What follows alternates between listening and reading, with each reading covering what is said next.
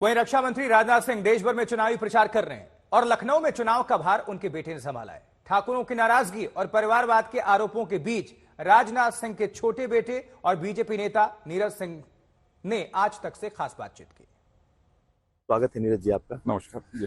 तो इस बार फिर राजनाथ जी यहीं से अपनी किस्मत आजमा रहे हैं। किस तरीके का चुनाव है?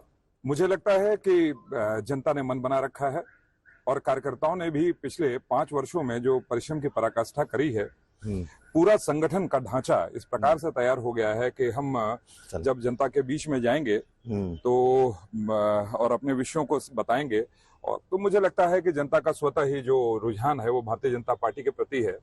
बहुत ही ऐतिहासिक चुनाव होगा। मुझे लगता है कि मार्जिन भी आप देखेंगे ऐसा होगा जो लखनऊ ने कभी देखा नहीं होगा। आपको क्या लगता है, समाजवादी पार्टी, बसपा सभी इस बार चुनाव मैदान में अपने अपने प्रत्याशी उन्होंने उतारे हैं, क्या इस बार राजनाथ जी के लिए कोई चुनौती है या बिल्कुल चुनौती नहीं?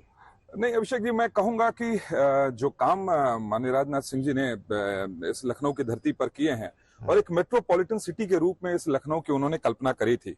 ये अटल जी की कर्मभूमि भी है, तो और माननीय जी तो अटल जी के बिल्कुल अनुयायी थे मैं कहूंगा।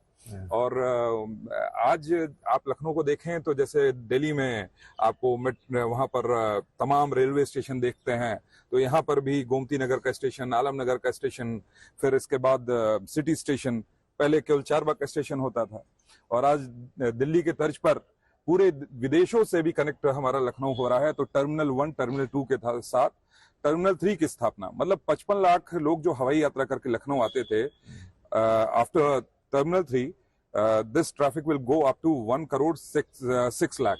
तो इतना बड़ा परिवर्तन लखनऊ में आ रहा है। और सबसे बड़ी एक परियोजना मैं जरूर बताऊंगा आपके माध्यम से, जो भी लोग हम मुझे सुन पा रहे होंगे, 105 किलोमीटर की ring road. It will be land of opportunities. इतने बड़े इन्वेस्टमेंट जो उत्तर प्रदेश में आ रहे हैं उनके लिए लैंड बैंक की आवश्यकता है, एक बेसिक इंफ्रास्ट्रक्चर को खड़ा करने की आवश्यकता है।